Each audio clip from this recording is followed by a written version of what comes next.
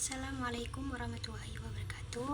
Saya Rodatun Nikma dari kelas 3D akan menjelaskan sedikit tentang perkembangan lanjut usia. Perkembangan lanjut usia merupakan usia yang mendekati akhir siklus kehidupan manusia di dunia. Usia tahap ini dimulai dari 60 tahunan sampai akhir kehidupan. Usia lanjut merupakan istilah tahap akhir dari proses penuaan.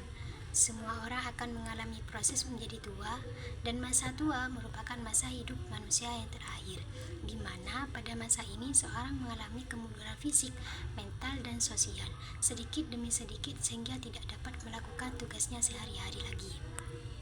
Tahap usia lanjut adalah tahap di mana terjadi penuaan dan penurunan, yang penurunannya lebih jelas dan lebih dapat diperhatikan daripada tahap usia baya. Ciri-ciri dari lansia adalah 1. Kemunduran fisik, penurunan kekuatan fisik, stamina, dan fungsi organ tubuh.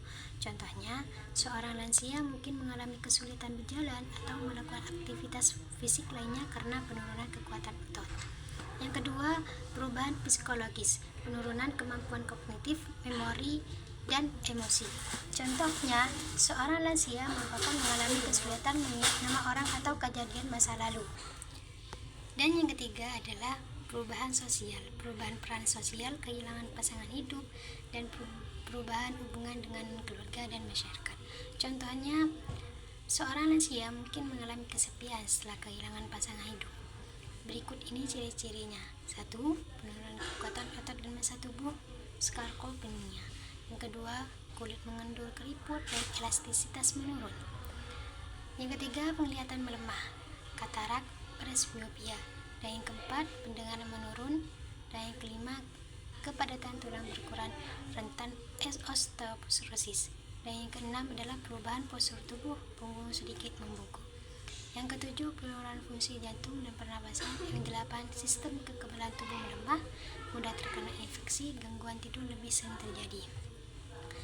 Selanjutnya adalah proses perkembangan lansia, melibatkan perubahan fisik, psikologis, dan sosial yang saling berkaitan, seperti penurunan fungsi organ tubuh, penurunan massa otot, dan masalah pada penglihatan atau pendengaran.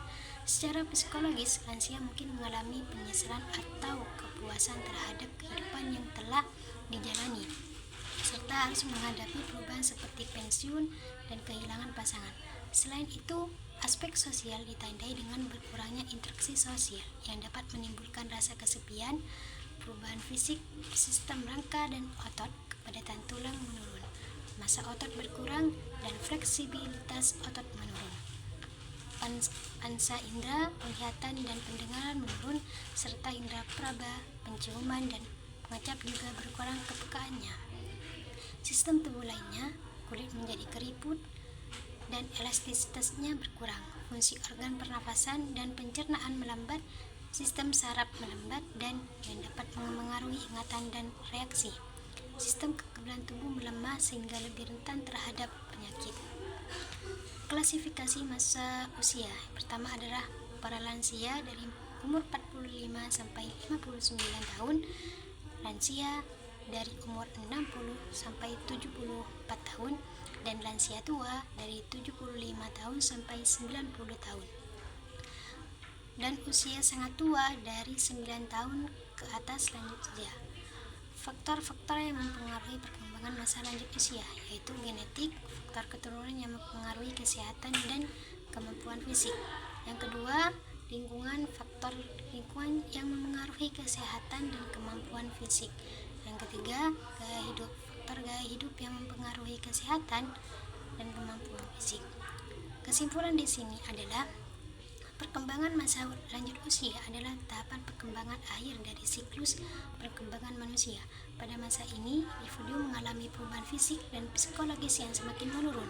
Untuk menghadapi perubahan ini, individu harus menyesuaikan diri dengan perubahan fisik dan kesehatan, membina hubungan dengan sesama usia lanjut, dan menjaga kesehatan dan kebugaran tubuh.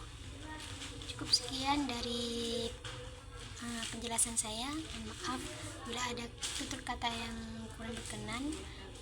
Assalamualaikum warahmatullahi wabarakatuh.